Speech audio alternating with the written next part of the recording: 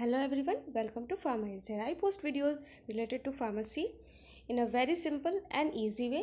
If you all find my video useful for your studies, don't forget to like, share and subscribe to my channel.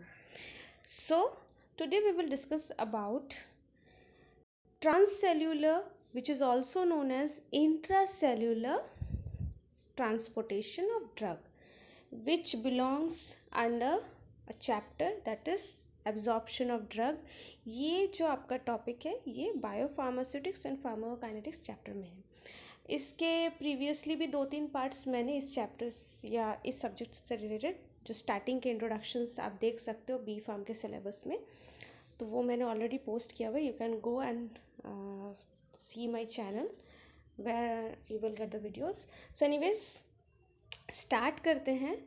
And before starting मैं बता देना चाहती हूँ कि various जो mechanism of drug transportation है उसका एक स्मॉल समराइजेशन मैंने इसके प्रीवियस वीडियो में ऑलरेडी डाला हुआ है. लिंक मैं डिस्क्रिप्शन बॉक्स में ऐड कर दूँगी. यहाँ हम जो है डिटेल्स पर जाएंगे. डिटेल्स मीन्स जैसे कि यहाँ पर आज मैं पैसिव ट्रांसपोर्ट, क्योंकि मैकेनिज़्म ऑफ ड्रग जो है वो काफ़ी लंबा प्रोसेस है, बहुत सारे स्टेप्स है. सो we will today discuss in details about just the various types of passive transport process. So various, ये आप देख सकते हो जस्ट एक स्लाइड जहाँ पर कि आपको नज़र आ रहा होगा वेरियस जो मैकेनिज्म जिसको मैं ऑलरेडी जो है डिस्क्राइब की हुई हूँ. सो एनीवेज यहाँ पर आप देख सकते हो पैसिव ट्रांसपोर्ट प्रोसेस को अगर आप ध्यान दो, जिस पर हम डिटेल्स में आज बात करेंगे, तो passive transport process that is without energy process जो है वो आपके 4 टाइप्स के हैं. पैसिव डिफ्यूज़न है, पोर्ट ट्रांसपोर्ट है, आयन पेयर ट्रांसपोर्ट है, एज वेल एज फैसिलिटेड और कैरियर मीडिएटेड डिफ्यूज़न भी आप कह सकते हो. तो ये 4 तरह के डिफ्यूज़न या फिर पैसिव ट्रांसपोर्ट प्रोसेस होते हैं. एंड देन आपके नेक्स्ट जो ओवरऑल और सारे हैं वो है active transport process. Active transport process के अंदर ही आपका पैरासेल्यूलर वगैरह भी आते हैं. एक्टिव ट्रांसपोर्ट वगैरह के बाद आपका पैरासेल्यूलर एंड देन वेसिकुलर, मतलब कि ट्रांससेल्यूलर में आपके है passive and active.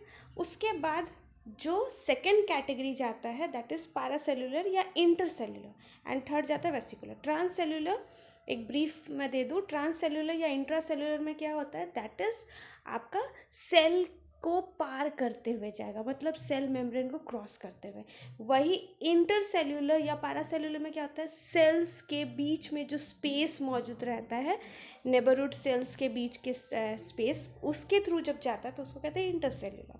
And then vesicular में आपका एक अलग ही टाइप का है जिसमें मैंने प्रीवियसली बताया हुआ है, जिसमें एक तरह से आप कह सकते हो कि सेल्स जो है अपने आप जगह क्रिएट करते जाता है जैसे जैसे आउटर सरफेस से कोई भी सॉल्यूट आपका सेल के अंदर इनर सरफेस की तरफ जब मूव करता है तो अपने आप सेल्स में एक चैनल या गैप के जैसा बनते जाता है. तो एनीवेज चलते हैं आज के टॉपिक पर, that is passive transport process. तो पैसिव ट्रांसपोर्ट में, पैसिव डिफ्यूज़न में बेसिकली क्या है दैट आपका ऑलमोस्ट 90% ड्रग जो है वो पैसिव डिफ्यूज़न को ही फॉलो करता है. नाउ यहाँ पर जो ड्राइविंग फोर्स होता है, क्योंकि आपका जो है हायर टू लोअर की तरफ आता है तो कंसंट्रेशन ग्रेडियंट यहाँ पे रोल प्ले करता है. कंसंट्रेशन ग्रेडियंट कहते हैं जहाँ पर हाई कंसंट्रेशन टू लो की तरफ आपका आता है. पैसिव डिफ्यूज़न जो है ये इसको एक्सप्रेस करने के लिए फिक्स लॉ है आपका जो है वो काम करता है. फिक्स लॉ में आपका जो है फिक एक साइंटिस्ट थे जिन्होंने ये डिस्क्राइब किया था दैट जो ड्रग मॉलिक्यूल्स है वो जनरली हाई कंसंट्रेशन जहाँ पर भी होगा वहाँ से जिस तरफ भी लो कंसंट्रेशन होगा वहाँ जाएगा. यानी कि जब हम ड्रग को कंज्यूम करते हैं तो हमारा सेल के बाहर जो है जनरली ब्लड वगैरह में आपका जो है ड्रग रहता है, वही वहाँ से आपके सेल के अंदर जाता है. वही अगर एब्जॉर्प्शन के बारे में बात करें तो जीआईटी में रहता है. जीआईटी से ब्लड के तरफ जब आना रहता है तो जीआईटी में ज़्यादा है, दस वो ज़्यादा से कम की तरफ यानी ब्लड की तरफ फ्लो होता है. सो एनीवेज ये आपका तब तक चलता है अनटिल इक्विलिब्रियम इज अटेंडेड, यानी कि जब इक्वल कंसंट्रेशन जब तक मेंटेन नहीं होता है ऑन द बोथ साइड तब तक ये कंटिन्यू होता है. दैट इज़ आपका GIT as well as blood. And thus according to Fick law ये है कि रेट ऑफ डिफ्यूज़न तब आपका किस पे डिपेंड करता है, that is depends on concentration gradient. जितना ज़्यादा कंसंट्रेशन का गैप रहेगा उतना स्पीड में डिफ्यूज़न होगा. जैसे जैसे कंसंट्रेशन डिफरेंस इक्वल जैसा होने लगेगा, लाइक 60-40 पहले था एक तरफ 100 है तो एक तरफ 20 है, तो बहुत ज़्यादा डिफरेंस होने की वजह से बहुत स्पीड में होगा। वही जब आपका लगभग 60-40, एक साइड 60 एक 40, ऐसे जब धीरे धीरे इक्वल अमाउंट होने लगेगा, इन दैट केस वो धीरे धीरे स्लो होने लगेगा। सो एनीवेज, मैथमेटिकली इसको डिस्क्राइब करने के लिए एक इक्वेशन जो फिक्स लॉ ने दिया है, दैट इज dq/dt। dq/dt आपका रेट ऑफ डिफ्यूज़न हो गया, that is amount per unit time. इस रेट को हम पता करते हैं by dA/K/M/W divide by H, and इस साइड आपका N2 होगा CGIT minus C। So anyways D आपका होता है डिफ्यूज़न कोएफिशिएंट। पर्टिकुलर ड्रग का, हर एक ड्रग का अपना अपना डिफ्यूज़न कैपेसिटी होता है। बेस्ड ऑन दैट हर एक ड्रग का अपना डिफ्यूज़न कोएफिशिएंट होता है। ड्रग का साइज़ क्या है, ड्रग का नेचर क्या है, according to that diffusion coefficient drug का रहता है। एंड ए जो है that is surface area of the membrane, जिस मेम्ब्रेन को क्रॉस कर रहा है, जिस सेल मेम्ब्रेन को क्रॉस करके इस पार से उस पार जाना है, एक साइड से अदर साइड, वहाँ का जो सरफेस एरिया है वो कितना है। एंड देन आपका Km/W जो है वो पार्टीशन कोफिशिएंट ऑफ ड्रग है, that is each and every drug का एक सॉलिबिलिटी रहता है with water as well as lipid, तो उसको कहते हैं partition coefficient, that is K। मतलब ड्रग कितना ज़्यादा लिपोफिलिक है वर्सेस कितना वो हाइड्रोफिलिक है, उसके नेचर के अकॉर्डिंग उसका एक पार्टीशन कोफिशिएंट वैल्यू भी होता है, that is Km/W। Now H जो है वो आपका थिकनेस हो गया सेल मेम्ब्रेन का, एंड वही CGIT माइनस C जो है, मतलब concentration, C means concentration, concentration in GIT minus C that is concentration in plasma या फिर ब्लड। तो ये हो गया concentration difference, that is concentration gradient भी आप इसको बोल सकते हैं। कंसंट्रेशन डिफरेंस ग्रेडियंट एक ही चीज़ है, यानी कि कितना ज़्यादा अंतर, मैंने आपको बताया जितना ज़्यादा अंतर होगा उतना स्पीड में वो आपका फ्लो करेगा। तो 10 आपका जो डिफ्यूज़न का स्पीड होगा, डिफ्यूजन का जो रेट होगा, वो कंसंट्रेशन ग्रेडियंट पे तो डिपेंड करता है, दैट इज़ कितना ज़्यादा डिफरेंस है दोनों साइड में, बोथ साइड्स में, आउटसाइड एंड इनसाइड में। Along with that both side मतलब मैंने बताया GIT एंड ब्लड में डिफरेंसेस, उसके साथ साथ ड्रग का नेचर, ड्रग का लिपोफिलिसिटी कितना है, देन आपके मेम्ब्रेन का सरफेस एरिया, मेम्ब्रेन का थिकनेस, ये सारा चीज़ मैटर करता है। तो उसके अकॉर्डिंग ये इक्वेशन डिज़ाइन किया गया है। नाउ नेक्स्ट जो है आपका, अब क्या होता है, यही फिक्स लॉ पर थोड़ा और एक्सप्लेन करते हुए सिंक कंडीशन को आपको समझना होगा। सिंक कंडीशन के लिए बेसिकली क्या है, अब जैसे कि फिक्स लॉ ने बताया कि जितना आपका ज़्यादा डिफरेंस रहेगा बोथ साइड में, उतना स्पीड में वो फ्लो करेगा, जैसे इक्वल हो जाता है तब तक हो जाएगा। अब मान लीजिए कि आपने एक ड्रग कंज्यूम किया, उसका 50% GIT में, 50% ब्लड की तरफ आ गया। मतलब स्टार्टिंग में तो ऑब्वियसली GIT में 100 था एंड ब्लड में 0 था, धीरे धीरे GIT से ब्लड में 10%, 20% ऐसे करते करते ब्लड तक ट्रांसफ़र हुआ। तो वैसे करते करते मान लीजिए ड्रग जो है वो GIT से 50% ट्रांसफ़र हो चुका है ब्लड में एंड 50% GIT में रह गया। तो इट मीन्स क्या, according to Fick's law equilibrium तो अटेंड हो गया, इक्वल हो गया 50-50। अब क्या वो फ्लो नहीं होगा? सो यहाँ पर आपका जो है सिंक कंडीशन को यहीं पर समझाया जाता है। आपको पता है कि ब्लड में जाकर तो स्टोर हाउस की तरह वो जमा होकर ड्रग रहेगा नहीं, फर्दर वो ड्रग डिस्ट्रीब्यूट होता है। सो ड्रग जो है वो आपके GIT में जाने के बाद फर्दर डिस्ट्रीब्यूट होता है to various other organs, blood से वो डिस्ट्रीब्यूशन स्टार्ट करता है। सो यहाँ पर क्या हो रहा है, सिंस ब्लड में जाकर ड्रग रह नहीं रहा है, ड्रग कंटिन्यूसली वहाँ से फिर आपका डिस्ट्रीब्यूट होकर अदर बॉडी ऑर्गन्स में, बॉडी टिश्यूज़ में ट्रांसपोर्ट हो जा रहा है।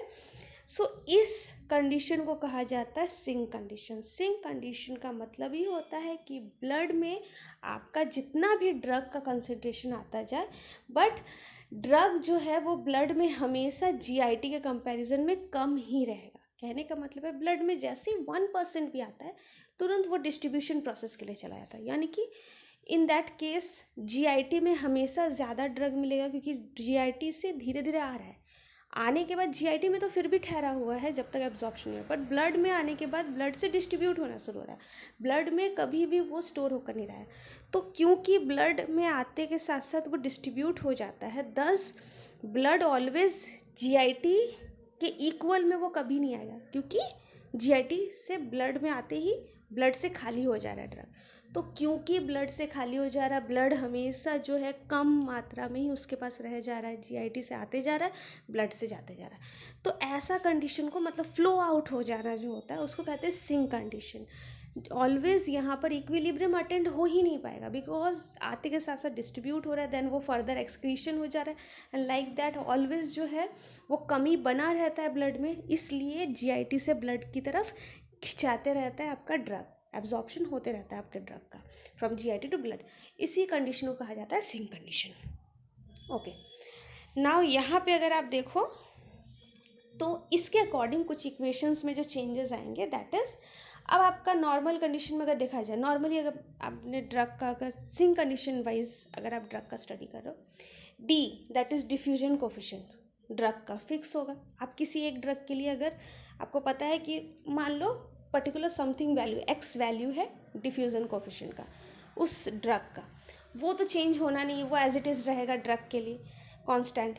ए जो एरिया है सेल मेम्ब्रेन का सरफेस एरिया, वो भी एज इट इज़ फिक्स रहेगा जब आप पर्टिकुलर स्टडी कर रहे हो किसी ड्रग को एंड किसी मेम्ब्रेन को लेकर, वो भी कांस्टेंट रहेगा। के that is partition coefficient of the drug lipidic nature के अकॉर्डिंग, वो भी फिक्स रहेगा, एक बार आपने जो ड्रग लिया वही रहेगा। एंड एच जो आपके मेम्ब्रेन का थिकनेस, यानी कि मेम्ब्रेन का जो भी सारा दिया हुआ है एरिया एंड मेम्ब्रेन का थिकनेस, उसी तरह ड्रग का जो diffusion coefficient and partition coefficient दिया हुआ है वो एज इट इज़ फिक्स रहेगा। तो इन दैट कंडीशन आप D A K M by W और डिवाइड बाई एच जो है उसको आप एक कांस्टेंट मान सकते हो, कंसिडर कर सकते हो, दैट इज़ पी, एक कांस्टेंट वैल्यू पी मेंटेन कर लो। दैट इज़ पी को यहाँ पर हम परमिएबिलिटी कोफिशिएंट यानी कि परमिएट करना, पार करने का कोफिशिएंट मान सकते हैं। मतलब ये सारा कांस्टेंट मिलाकर एक ही वैल्यू देगा, जो फिक्स लॉ का जो फर्स्ट इक्वेशन मैंने बताया वहाँ पर जो वैल्यू रहेगा, यहाँ जो हम थोड़ा बहुत चेंजेस ला रहे हैं सिंक कंडीशन को स्टडी करने के लिए, वहाँ पे भी वही सेम वैल्यू रहेगा। तो वो सारा वैल्यू का आप कैलकुलेट, जैसे 2 इंटू 5 अगर आपका है 6, तो वो 6 तो एज इट इज़ रहेगा, तो वो वहाँ पे कैलकुलेट कर लिया आपने, उस पूरे टर्म का जो कैलकुलेटेड वैल्यू है वही एज इट इज़ यहाँ पे भी रहेगा। तो उसको हम एक कॉमन कोफिशिएंट में कन्वर्ट कर लेते हैं, that is permeability coefficient. Now permeability का मतलब क्या होता है? परमिएबिलिटी मतलब कोई भी ड्रग कितना ईजिली पेनिट्रेट कर सकता है। सो इस सिंक कंडीशन को ध्यान में रखते हुए हम फिक्स लॉ को एक सिंपल में कन्वर्ट कर सकते हैं, एक सिंपल टर्म में कन्वर्ट कर सकते हैं। Okay, that is D A K M by W and H एक बार कैलकुलेट कर लिया हमने उस ड्रग एंड सेल मेम्ब्रेन के लिए, तो उसको हम पी से रिप्लेस कर दिए उस इक्वेशन में। एंड सिंक कंडीशन की अगर हम बात करें तो सिंक कंडीशन में जैसे कि हम बता रहे हैं ब्लड में आकर ऑलवेज वो जीरो हो जा रहा है। तो अगर आपने इक्वेशन नंबर 1 देखा था, अभी मैंने जो फिक्स लॉ बताया था वहाँ पर आपने देखा था CGIT माइनस सी आपका न्यूमरेटर में दिया हुआ था। तो वहाँ पर अभी मैंने आपको बताया कि सिंक कंडीशन में क्या होता है, ब्लड में जैसे ही आता है ऑलवेज वो जीरो हो जाता है, क्योंकि तुरंत वो डिस्ट्रीब्यूट हो जाता है to various other tissues and organs. तो जो C है वो ज़ीरो हो जा रहा है, CGIT माइनस सी, अगर C का वैल्यू ज़ीरो है तो CGIT minus zero is equal to CGIT, एक ही बात है। तो क्यों हम उतना कॉम्प्लिकेटेड करें उस इक्वेशन को, दस हम यहाँ पर सिंक कंडीशन के अकॉर्डिंग हम जो है C को हटा देते हैं। तो सिंक कंडीशन की वजह से जो फिक्स लॉ का फर्स्ट इक्वेशन था वो सिंपल हो जाता है, डेट इज़ पूरा का पूरा कांस्टेंट डी ए के एंड एच, इसको हम ले लेते हैं पी।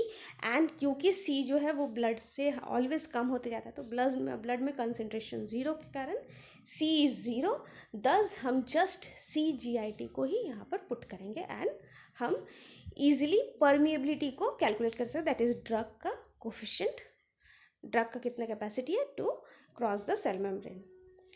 ओके, नाउ यहाँ पर जो है ये जस्ट एक इमेज दिया हुआ है कि हाइड्रोफोबिक मॉलिक्यूल्स है तो इजीली चला जाता है सेल को, क्योंकि सेल का जो मेम्ब्रेन है वो लिपिडिक नेचर का है।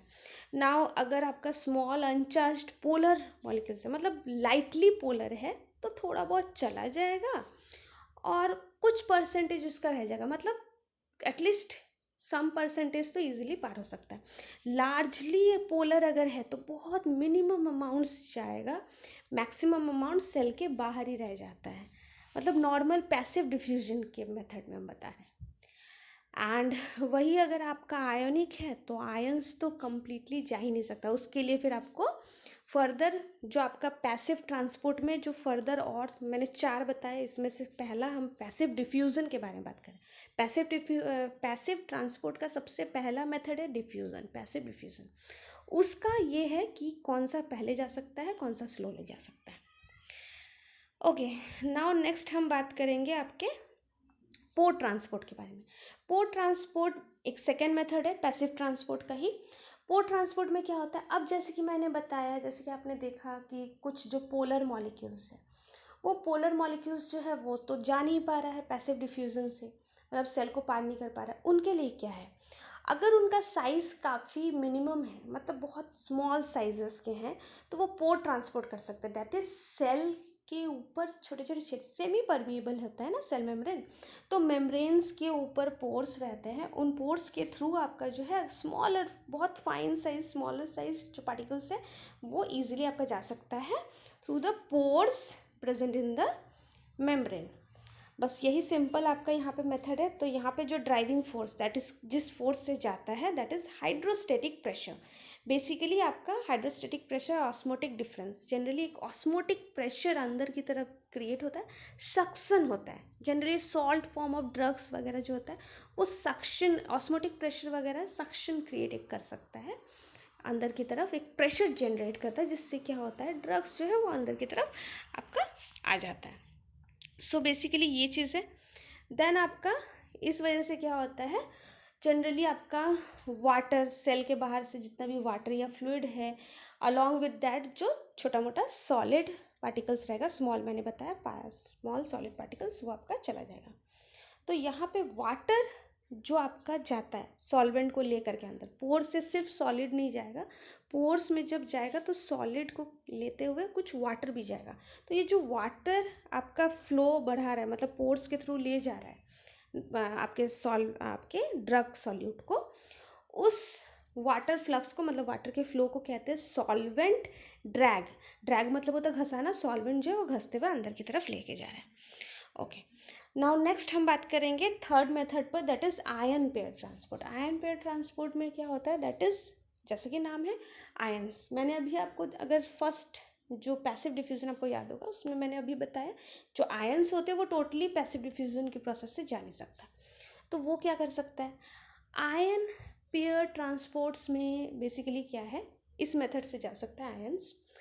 सेल्स के ऊपर कुछ आयनिक प्रोटीन्स रहते हैं, आयनिक मॉलिक्यूल्स हमारे बॉडी के अंदर हैं, तो सेल मेम्ब्रेन वेरियस अलग अलग टिश्यूज़ में या फिर वेरियस आपके बॉडी में वेरियस चार्ज्ड बॉडीज़ है, वो charged bodies according to its pairing affinity, जैसे पॉजिटिव चार्ज बॉडी है तो कुछ नेगेटिव ड्रग, आयनिक ड्रग को अट्रैक्ट करेगा, बाइंड करेगा, एंड क्योंकि वो जो पहले से आपके बॉडी में मौजूद चार्ज आयन है वो आपके बॉडी का ही हिस्सा है, वो ईजिली ड्रग को कैरी करते हुए अंदर की तरफ ले जाएगा, एक साइड से दूसरे साइड।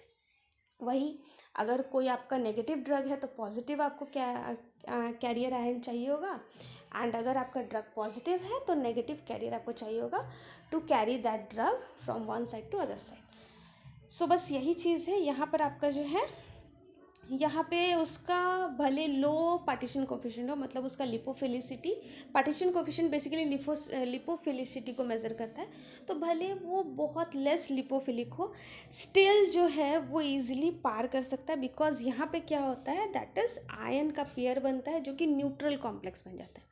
एक पॉजिटिव आपका कैरियर आयन आपके बॉडी का है, वो नेगेटिव के साथ जब अटैच होगा, नेगेटिव ड्रग आयन के साथ, तो पॉजिटिव नेगेटिव मिलकर न्यूट्रल बनेगा। सो दस ये जो न्यूट्रल कॉम्प्लेक्स है ये आपका जीआईटी के साथ, ये आपका जीआईटी के अंदर ही with endogenous ions of the GIT, generally आपके जीआईटी में ही बहुत सारे आयंस मौजूद होते हैं, लाइक म्यूसिन एक एग्जांपल है, म्यूसिन एक तरह का आयन है। तो इस तरीके से वेरियस आयन मॉलिक्यूल्स है, वो आयन मॉलिक्यूल्स आपके ड्रग आयन, जो आयन वाले ड्रग रहेंगे उसके साथ पेयर बनाएगा एंड कैरी करेगा। सो एनीवेज ये जो न्यूट्रल कॉम्प्लेक्स बनता है, इसको आपका जो है, ये जो न्यूट्रल कॉम्प्लेक्स बनता है ये ऑटोमेटिकली उसमें एक लिपोफिलिसिटी आ जाता है एंड उसमें एक्वस सॉल्युबिलिटी भी आ जाता है, मतलब वो सफिशिएंटली आपका जो जिसके साथ वो बाइंड किया, आपके बॉडी में ही ऑलरेडी प्रेजेंट कोई आयन था, वो आयन से उसको न्यूट्रल जब बन गया, न्यूट्रल बनने के बाद उसमें लिपोफिलिसिटी भी आ गया, क्योंकि आयनिक चार्ज जो है वो न्यूट्रलाइज हो जाने की वजह से उसमें हल्का लिपोफिलिसिटी भी आ गया, एंड थोड़ा बहुत उसमें पोलैरिटी भी रहा, दैट इज़ हाइड्रोफिलिसिटी भी रहा, तो वो आराम से आपका पार हो जाएगा। यहाँ आप डायग्राम में देख सकते हो, जैसे कि फॉर एग्जांपल यहाँ पे एक कैटायनिक ड्रग है, तो आपका एंडोजीनियस एनायन यानी कि आपके जीआईटी के अंदर ही मौजूद एक एनायन है, कैटायन एनायन अटैच हुआ, न्यूट्रल पेयर कॉम्प्लेक्स बना आपका ईजिली। अब ये नॉर्मल जैसे पैसिव डिफ्यूज़न होता था उस तरीके से ही वो चला जाएगा, लेकिन इसको नॉर्मल पैसिव डिफ्यूज़न नहीं कहेंगे, इसको ion diffusion, ion pair transport ही कहेंगे, बिकॉज यहाँ पे आयन का पहले पेयरिंग होकर वो न्यूट्रल बन रहा है, न्यूट्रल बनने के बाद वो नॉर्मल पैसिव डिफ्यूज़न कर पा रहा है, देन उस पार जाने के बाद अगेन ब्लड में वो ड्रग फ्री हो जाएगा, एंड वापस से जो आपका एंडोजीनियस एनायन था वो उसको उस पार छोड़ते हुए अगेन रिटर्न करके मेम्ब्रेन से क्रॉस करके वो वापस अपने अदर साइड में आ जाएगा। नेक्स्ट आपका जो जाता है that is carrier mediated facilitated transport. Carrier mediated या फिर आपका फैसिलिटेटेड ट्रांसपोर्ट भी कहते हैं। फैसिलिटेटेड मतलब आप उसको प्रोमोट कर रहे हो, प्रोवोक कर रहे हो कि वो जा सके, कैरियर के थ्रू आप उसको भेज रहे हो। ओके, सो यहाँ पर बेसिकली जैसे कि आपका आयन के बारे में बताएं, कुछ उसी तरीके का यहाँ पर है, जैसे वहाँ पे आयन कैरियर आयन के तरह आपका आयोनिक कैरियर्स होते हैं, यहाँ पे नॉन आयन वाले कैरियर प्रोटीन्स होते हैं। कैरियर प्रोटीन आपका क्या करता है, दैट इज़ उसका स्ट्रक्चर एफिनिटी। किसी का आपके प्रोटीन का टेल पोर्शन जैसा रहेगा, ड्रग का हेड पोर्शन जैसा रहेगा, एक दूसरे के साथ अटैच होने वाला अगर मॉलिक्यूल एक के हेड में मतलब ड्रग के हेड में एंड आपके प्रोटीन के टेल में रहेगा तो वो हेड एंड टेल अटैच हो जाएगा, एंड देन सेम जैसे कि वहाँ पे आयन का न्यूट्रल कॉम्प्लेक्स बना था, यहाँ पे भी कैरियर प्रोटीन एंड ड्रग का कॉम्प्लेक्स बनेगा। वो कॉम्प्लेक्स एक पार से दूसरे पार जाने के बाद, कैरी होने के बाद वो रिलीज़ हो जाता है। सो यही चीज़ है, यहाँ पे भी आपका जो है ड्राइविंग फोर्स कंसंट्रेशन ग्रेडियंट ही अगेन जाकर होता है, दैट इज़ अटैच होने के बाद नॉर्मल पैसिव डिफ्यूजन। बट ऐसे वो ड्रग अकेला नहीं जा पाएगा, उसको कैरियर का हेल्प चाहिए होगा तभी जाकर वो जा पाएगा। सो यहाँ पर आपका बहुत सारा कैरियर्स रहता है। So number of carriers basically अगर बताया जाए तो लिमिटेड होते हैं। लिमिटेड होने की वजह से एक बार में सारा का सारा, वही आयन पेयर के कंडीशन में भी है, आयंस आपके बॉडी में लिमिटेड है। मान लो फॉर एग्जांपल 10 है, ड्रग का तो 10 पार्टिकल्स नहीं होगा, ड्रग का तो बहुत सारा पार्टिकल्स हो सकता है, तो एक बार में सारा का सारा नहीं जाएगा। जो मौजूद 10 आयन कैरियर बोलिए या यहाँ पर आपका नॉर्मल प्रोटीन कैरियर बोलिए, वो 10 ऑक्यूपाइड होने के बाद स्टॉप हो जाता है ड्रग एक साइड में। वो 10 जो आपके कैरियर प्रोटीन्स है वो पहले एक पार से दूसरे पार तक उसको छोड़कर आएंगे, ड्रग पार्टिकल्स को वापस एम्प्टी होकर आएंगे, देन फिर फर्दर और ड्रग पार्टिकल को लेगा, फिर लेके जाएगा। लाइक गाड़ी में जितने सीट्स है उतना ही आपका ऑक्यूपाइड होगा, अगेन आपको अगर जाना है तो वो सेकेंड राउंड थर्ड राउंड उसको करना होगा, लाइक दैट यहाँ पर भी है। सो एनीवेज यहाँ पर आपका जो सिस्टम है वो सैचुरेटेड हो जाएगा। सैचुरेटेड का मतलब ही है कि फुल अप हो जाना। फुल अप हो जाने के बाद जो है वो कुछ टाइम के लिए जो स्टॉप होता है, देन अगेन वो आपका धीरे धीरे फिर से रन होगा, जैसे खाली होकर आएगा फिर एक स्पीड पकड़ेगा, देन अगेन वो स्लो हो जाएगा। इस वजह से यहाँ पे एक माइकल्स मेंटन का एक ग्राफ बनता है। आप अगर देखो कि पैसिव डिफ्यूज़न में क्योंकि किसी कैरियर एनॉल का ज़रूरत नहीं पड़ता, वो एक स्पीड पकड़ता है, जाते जाता है एंड ये फ्लो होता जाएगा। वही आपका कैरियर मीडिएटेड में क्या है, स्पीड पकड़ेगा जब तक फिलअप नहीं हो रहा है, जैसे ही फिलअप होता है फिर एक कांस्टेंट में फिर पॉज ले लेता है। तो इस वजह से जो है आपका इस तरह का graph carrier mediated and normal passive diffusion में आपको डिफरेंस देखने को मिलेगा। सो नाउ नेक्स्ट, आज तो हमने इस बारे में 4 मैंने आपसे डिस्कशन कर लिया, जो भी पैसिव डिफ्यूज़न, देन आपका pore transport, ion pair transport as well as carrier mediated transport, ये चारों के चारों आपके पैसिव ट्रांसपोर्ट का हिस्सा था। नाउ एक्टिव ट्रांसपोर्ट हम नेक्स्ट वीडियो में बात करेंगे, जिसमें आपका एटीपी या फिर एनर्जी का रिक्वायर्ड होता है, उसके क्या क्या टाइप्स है उस पर हम डिटेल्स में बात करेंगे। For more videos and go and check my channel. Hope that you have found my video useful. If yes, then don't forget to press the bell icon to get the notifications. Thanks for watching. Bye bye.